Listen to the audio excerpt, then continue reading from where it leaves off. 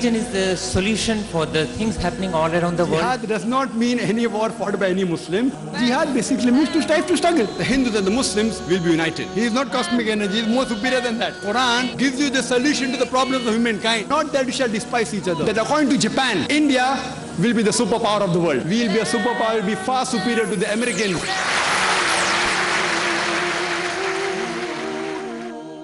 Alhamdulillah. Wassalatu wassalam ala rasulillah wa ala alihi wa sahbihi ajmain. Amma ba'd. A'udhu billahi minash shaitani rajim. Bismillahir rahmanir rahim. Udu ila sabili rabbika bil hikmah wal maw'izatil hasana wajadilhum billati hasan. Rabbi shrah li sadri wa yassir li amri wahlul 'uqdatam min lisani yafqahu qawli. I welcome all of you with the Islamic greetings. Assalamu alaikum wa rahmatullahi wa barakatuh. May peace, mercy and blessings of Allah subhanahu wa ta'ala be on all of you. You are most welcome to ask any questions on Islam and comparative religion. If there are any questions from brothers and sisters, they are most welcome. Assalamu alaikum. Walaikum assalam. This is a personal question. I always wanted to know what was the turning point in your life, you being a medical doctor by profession, to coming towards Dawah, and how do you memorize the Quran, the Vedas and the Bible? The sister has two questions. What was the turning point in my life that I left the medical profession and came into Dawah? And secondly, how do I memorize the Quran and the Vedas, etc.? This question has been asked to me several times, including in Oman. This was the most common question. Sister, as far as the first question is concerned, that as many of you may be aware, that I was inspired by Sheikh Ahmad Deedat. While I was doing my medical college in the second year, Sheikh Ahmad Deedat came to Bombay in December 1987. And that's the first time I met him personally. I had seen a few of his tapes. And I met him and I was inspired by him. And then again he came in 88 for a longer time. In 87 we had only one lecture of his, we had a short time. In 88 he spent more time and we organized lectures in Bombay and in Bangalore. And then after that I went to South Africa, spent a few days. And then in the medical college itself I started doing Dawah. While I was doing my internship, that's the time we started the Islamic Research Foundation. It was started thinking that I would give 2 hours a week, because my intention was to do post-graduation and do surgery. So I started the foundation during my internship where we have more time, and thought that once I enroll myself for my surgery, then I would give 2 hours a week, because we have to be 24 hours in the hospital. So officially we can't leave the hospital. So that's how we started thinking as a small library, because we had given a set of video cassettes to a library in Bombay, and he was not doing a good work. So it was Allah's planning that if he had done a good work, then IRF wouldn't have been formed. So he didn't do a good job, so people complained that you have given the cassettes to him and he's not doing proper service. So he thought, okay, let's start a library. And we printed a few books of Sheikh Deedat, a few thousand of most of the books. And we started a small office, which is there at present in the ladies' wing, which is hardly 250 square feet, approximately. And that's how we started. But when we got more involved in the field of Dawah, I thought that if I do surgery, I can't give more time. So I did not take up surgery. I said that I don't want surgery. I thought I will take radiology. Radiology is a branch which requires less time. You don't have to do 24 hours in the hospital. But I did not get a seat in radiology that time, because radiology was on top. So then I said, let's wait for 1 year. Next year, inshallah, we'll try. And that's how I started. And I thought initially that I'll give 2 hours for Dawah and the remaining for my practice. And then it happened in such a way that we got more involved in a 50% Dawah, 50% practice, and we started a new center, a diagnostic center. I told my parents I want to give 2 hours only for that center. So 2 hours was the practice and remaining was Dawah. And then alhamdulillah, as time went on, it was full-time Dawah, mashallah. And I remember that it was the desire of my mother that I become a heart specialist, somewhat similar to Dr. Chris Bernard. Also hails from South Africa, same as Sheikh Deedat. And he was the first doctor who had done the heart transplantation of any human being in the world. So when I asked my mother that, would you want me to become like Sheikh Ahmad Deedat or Dr. Chris Bernard? So she told me both. Later on, after getting involved in the field of Dawah for a couple of years, then when I asked her, would you want me to become like Sheikh Ahmad Deedat or Dr. Chris Bernard? She said, I can sacrifice 1,000 Chris Bernard for 1 Sheikh Deedat. Alhamdulillah. So that's how getting more involved in the field of Dawah since the past, 14, 15 years. I've come fully into this field of Dawah, mashallah. And Allah subhanahu wa ta'ala, as we went, if you know that I was a stammerer from childhood. And if anyone asks what was my name, I was Zakir. I was a stammerer. Even when we started the Islam Research Foundation, I was a stammerer. So the IRF was started initially as a small video cassette library and a book distribution center. And then I thought that let's have a platform where speakers can be trained. And that's how we got a few of the volunteers and trained, and they started speaking. I wasn't supposed to be a speaker because I was a stammerer. But I realized that when I have to speak on an individual level to the people, my stammering used to vanish. When I have to speak with a Christian priest, there was no stammering. Again, when I came with the Muslims, I used to stammer. It was weird, or rather with the help of Allah subhanahu wa ta'ala. But speaking on the stage, out of the question. In your dream, you can dream of anything. In my dreams, I could have dreamt of becoming the best surgeon in the world. But I couldn't have dreamt of speaking in front of 25 people because I was a stammerer. But alhamdulillah, Allah subhanahu wa ta'ala has his ways. It happened such that we organized and thought that some of our colleagues would give talks, and it happened that he said, no, first you go. I said, okay, fine, knowing that I would falter. And alhamdulillah, in the ladies' wing, which is now at present, that time it was the IRF center, there was some group of students from Sabu Siddiq, and there were 25 people, and mashallah, it clicked very well. It clicked very well, mashallah, and that's how we started the question answer session initially. And slowly, mashallah, if you remember, first we had question answer session, got more involved, and then it kept on growing, and then we realized that on the stage I never used to stammer. Alhamdulillah. Off the stage I had to stammer. As time went on, now the stammering on the stage is not there, and otherwise also it has vanished about, you could say, 95% or 98%, alhamdulillah. There are a few occasions yet I stammer. So it's Allah's help. Therefore I always say that number one is Allah's help. Allah says in Surah Al-Imran chapter 3 verse 160, if Allah helps you, none can overcome you. If Allah forsakes you, who is there then who can help you? So let the believers put their trust in Allah subhanahu wa ta'ala. And number two is hard work. Allah says in Surah An-Kabut chapter 29 verse 69 that if you strive in the way of Allah subhanahu wa ta'ala, Allah opens up your pathways. And the last is the technique. Allah says in Surah Anbiya chapter 21 verse number 7 and Surah Nahl chapter 16 verse 43, فَاسْأَلُوا أَهْلِ الذِّكْرِ إِن كُنتُمْ لَا تَعْلَمُونَ. If you don't know, ask the person who knows. Now if we think, we never came in this field, at least I didn't come in this field to become a speaker, but the striving was there for Allah subhanahu wa ta'ala, the love was there, ignited by Sheikh Ahmad Deedat. And Sheikh Ahmad Deedat was specialized in Christianity, so he told me, son, you study other religions. And I remember when he came in 1987, I told him, uncle, you're a bit too aggressive. I mean, he could have rebuked me. He laughed and he told me, son, there are two ways of fighting the devil. One is this fire and the other holy water. I chose the fire. If you want to try holy water, you try. And that is always style. That, he says that, he's a mujahid. And if you feel you can do it softly, do it. So that's what, alhamdulillah. So when I started doing dawah initially in my medical college, I was very soft. Same knowledge of Sheikh Deedat, but was very soft. But I found that I never got results. Then after 6 months, I changed my style. I became very militant. Sheikh Deedat said, I'm not aggressive, I'm militant. And believe me, I got results. Alhamdulillah. And then when I became more militant, more tough, the result was there. Many of the Muslims used to run away when I used to talk about Islam to the Hindus in the college. They used to run away. But alhamdulillah, we got results. And later on, alhamdulillah, when I started doing dawah to the teachers, they said, and in the medical college, it was that there are 50% marks for viva voce and 50% for theory. And you have to pass separately. And passing marks is 50% marks. And in theory, at least if the teacher does some mistake, you can recheck your paper. In the orals, in viva voce, you can't. So we had the mercy of the teachers. And when I have to do dawah with the teachers, with my medical teachers, these people tell me, you will surely fail. So I have to tell them that if I fail, maybe Allah will give me one more opportunity to dawah with them. So that was my positive approach. That we have to do for Allah's sake. If we fail, maybe Allah wants me to do one more dawah with the teachers. So alhamdulillah, with that positive approach, we went forward. And we saw that our pathways kept on opening. Believe me, I have met thousands of people who want to become a dai. I have not met a single human being yet who was more bad than me in my speech before I started doing dawah. I have met thousands of people, but I have not met anyone who was worse than me when I started.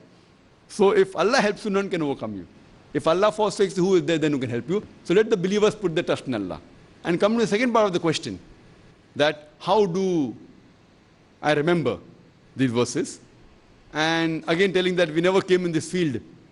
I never came as a speaker, never came just did for sake of Allah subhanahu wa ta'ala. And when we realized that me giving a speech would help a few people, we started giving speeches. We were forced into it rather. In fact, we had initially started the question and answer session thinking that I will not handle. How can I handle? They said, okay, at least give us support for 1-2 months.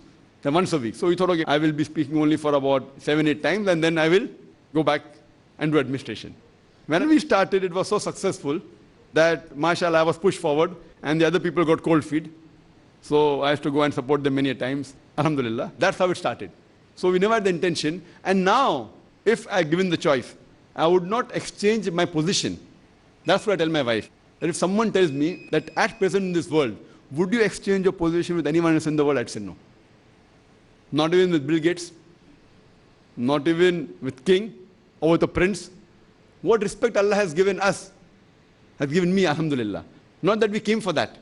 Even if I had been the best surgeon in the world, I wouldn't have got the respect what I got, which I keep on getting when I travel to different parts of the world, mashallah. The Prime Minister wants to meet, the President wants to meet. When we went to Oman, the Ambassador of India, he wanted to meet me. I said, we're busy, but yet, since the Ambassador is not Muslim, alhamdulillah.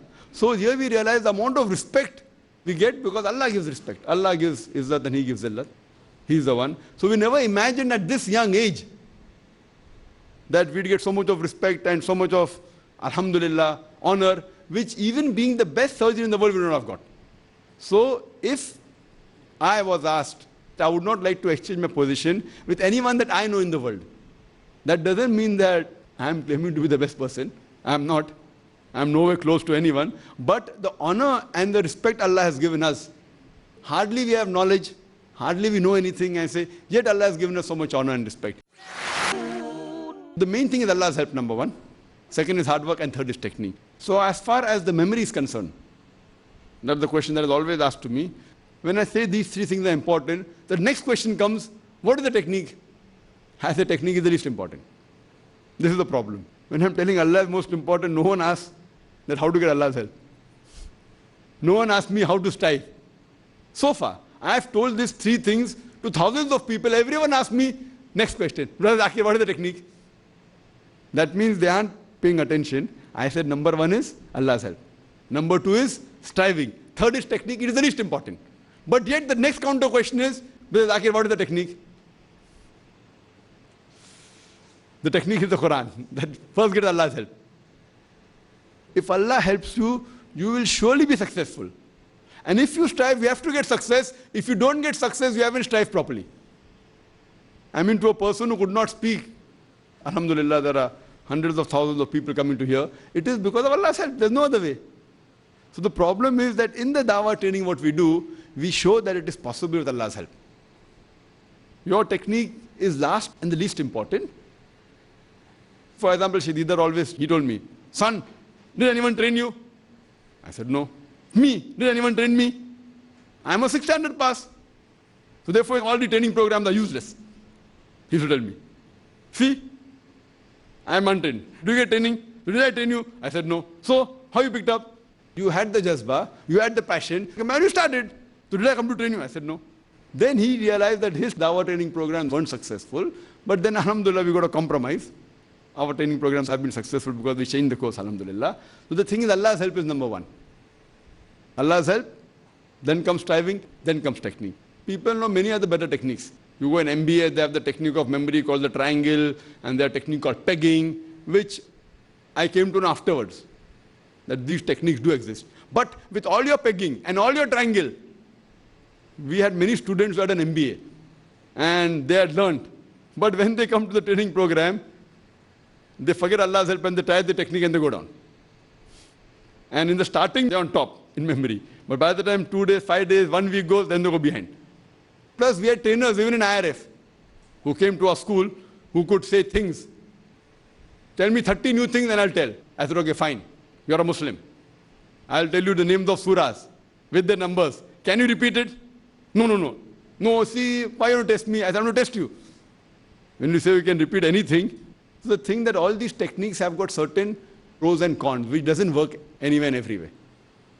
So techniques are important, not that it's not important, it is important. But the main thing is Allah's help. So the best technique is, sister, that you strive with ikhlas, with khulus, and submit your will to Allah subhanahu wa ta'ala. You're bound to get results. In any project. We started IRF, we never knew It's going to turn out to be one of the largest private organizations in the world, alhamdulillah. We never thought. To employ one person, we were thinking whether he wanted 1,000 rupees, we said 600 rupees. So should we pay him 1,000 or not? We had a meeting. And then we agreed. One employee. So the thing is that the more you strive in the way of Allah subhanahu wa ta'ala, Allah opens up your pathways. Then when we started the school, many people told me, Brother Zakir, you have reached international level in the dawah. Don't start a school. School is very difficult to operate. And it's headache. It's a different feel altogether. If you go and open a school, Islamic school, then your dawah will go down. And what they said was not wrong. They were right. But we started, alhamdulillah. And I did not realize that it was such a big time-consuming work. But when we started the school, our dawah activity increased. Alhamdulillah. The parents take part. They start joining. And now dawah increased. So what I thought that I'll give only 2 years for the school. First I'll give 25% of the first 2 years. And then later on, I may give 5-10% sufficient. I gave 75% for the first 3-4 years. 75%. Because I didn't realize it would take so much of my time. Now we are giving about 25% of the time to the school. It's continuing, alhamdulillah. Then we jumped into a new project called Peace TV. People said, oh, television channel. Going to start a channel. What about the dawah organization and the school? Alhamdulillah. Many people object it's difficult, but alhamdulillah, we jumped into the project. And alhamdulillah, summa alhamdulillah. And the results and the reports, mashallah, so good. It has changed people's life. In Oman, the letters we received and the comments we received, there was a young girl of the age of 17. She's the daughter of one of the writers of the book that is there for the children. And she said that she saw a few weeks before her parent watching Peace TV. And I saw your speech, and that nearly enthralled me. You were unlike the people who were like Maulanas, quoting only Arabic or jabbering. I don't want to say everything because it would be not nice for me to say. But what she wrote, the comments, and from this day, I have changed the direction of my life. And many things she said which is not right for me to repeat here. It would be wrong for me to repeat here. But imagine it is changing people's lives. So once we started the school as a factory for dais, now the channel is there, which is a bigger project, mashallah. So we have to keep on striving with Allah subhanahu wa ta'ala, and Allah will take care. As long as the direction is right, as long as we follow Quran and Sunnah is right. So coming back to the question about the memory, it is following the guidance of Allah and His Rasul. We should not bother what the world is saying. People are more bothered what the world is saying, than what will happen, what will not happen. You should be bothered what Allah and His Rasul says. And I have always said that in my talks, and even again I'm saying, that if anyone points out to me what I'm doing wrong from Quran Hadith, I will change. Don't tell do this and advice. The advice you can give me, I may follow, I may not follow. But if you want to say I'm doing something wrong, proof from Quran Hadith, I will change immediately. For other things, I may follow, I may not follow you, I may agree with you, I may not agree with you. So the main thing rather should be following the advice of Allah and His Rasul, and then you'll get the main success. Even if the advice of the experts clash with Allah and His Rasul, follow Allah and His Rasul first. And this way, sister, and the other techniques about the things that you learn in the Dawah training program is not that important as much as Allah's help is important, and striving in this way. And the more you strive, inshallah, you will see that Allah will open up your pathways. Hope that answers the question, sister. Any brothers have any questions? Yes. Assalamu alaikum.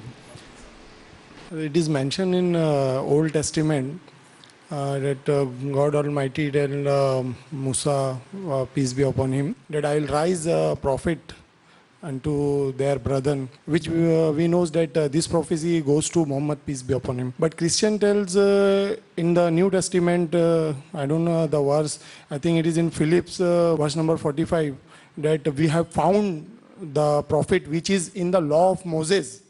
He is Jesus, peace be upon him, the son of Joseph. So what is the truth? I mean, how can we say that this prophecy is for Muhammad, peace be upon him, not for the Jesus, peace be upon him? So they asked a question that he's referring to a prophecy mentioned in the Old Testament in the book of Deuteronomy, chapter number 18, verse number 18, which says, I shall raise them a prophet from among thy brethren, like unto thee, and I shall put my words into his mouth, and he shall speak all that I command him. So this prophecy, many Christian missionaries who say that it refers to Jesus Christ, peace be upon him. Now when we ask them, why does it refer to Jesus Christ, peace be upon him? They say that this prophecy says that the prophet to come should be like Moses, peace be upon him. So we ask them, how is Jesus Christ like Moses, peace be upon him? So they say that Moses and Jesus, peace be upon them, both of them are prophets of God. Moses and Jesus, peace be upon them, both of them, they were Jews. Therefore, Jesus Christ, peace be upon him, is like Moses, peace be upon him. Now, if these two are the only criteria that the prophet to come should be a prophet and should be a Jew, then all the prophets mentioned in the Old Testament after Moses, peace be upon him, for example, Solomon, Ezekiel, Isaiah, Daniel, Joel, John, all of them were prophets of God, all of them were Jews. So all fulfill the prophecy. If we analyze, this prophecy befits no one but the last and final messenger, Prophet Muhammad. Because if we analyze Muhammad and Moses, peace be upon him, both of them, they were born naturally. Jesus Christ, peace be upon him, according to the Quran and the Bible, he was born miraculously without any male intervention. So Muhammad is like Moses, peace be upon him, and Jesus Christ is unlike Moses, peace be upon him. Furthermore, if we analyze Muhammad, peace be upon him, and Moses, peace be upon him, both of them, they were married and their children. Jesus Christ, peace be upon him, according to the Bible, he was not married, he had no children. Furthermore, if we analyze that Moses and Muhammad, peace be upon them, they had a natural death. Jesus Christ, peace be upon him, according to the Quran, he was raised up alive. He did not die. Furthermore, according to the false reading of the Christians, they say he was crucified. We believe that he wasn't crucified. But even if we agree with the wrong argument, yet they believe that he did not die naturally. So Moses and Muhammad, they are alike, and Jesus Christ is unlike Moses, peace be upon him. Further, if we analyze that Moses and Muhammad, peace be upon them, both of them, they brought new laws. But Jesus Christ, according to the Bible, in the Gospel of Matthew, chapter number 5, verse number 17, he says, think not that I have come to destroy the law of the prophets. I have come to fulfill, not to destroy. Further, if we analyze that Moses and Muhammad, peace be upon them, both of them, they were worldly kings. They could give the punishment of life and death to whoever deserved it. Jesus Christ, peace be upon him, said, it's mentioned in the Gospel of John, chapter number 18, verse number 36, that my kingdom is not of this world. Furthermore, Jesus, peace be upon him, he was not followed by his people as a whole. Moses and Muhammad, their people, they accepted them as a prophet as a whole. But Jesus Christ, peace be upon him, says in the Gospel of John, chapter number 1, verse number 11, that he approached his own and his own did not receive him. So this prophecy befits more Muhammad than Jesus Christ, peace be upon him. Further it says, I shall raise up a prophet from among thy brethren. The Arabs are the brethren of the Jews, and Muhammad was an Arab. I shall raise up a prophet from among thy brethren like unto thee, and I shall put my words into his mouth, and he shall speak all that I command him. So we know that Muhammad when the Quran was revealed, it was revealed as a revelation, as a wahi to Muhammad and he repeated whatever was revealed as the words were put in his mouth. So this prophecy befits no one besides Muhammad. There are other prophecies in the Bible which may refer to Jesus Christ, which we have no objection. So we agree Jesus Christ, peace be upon him, is also the messenger of God, where we say no. But even Muhammad is mentioned in the Old Testament, even Isa is mentioned, but this prophecy of Deuteronomy chapter number 18, verse number 18, refers to no one but Muhammad. Hope that answers the question. Wa akhiru da'wana alhamdulillahi rabbil alameen. يا رب إنك أنت السلام منك السلام إليك السلام فيا رب إنك أنت السلام منك السلام إليك السلام لأمرك يرجع أمر الأنام بين يديك قلوب الأنام لأمرك يرجع أمر الأنام بين يديك قلوب الأنام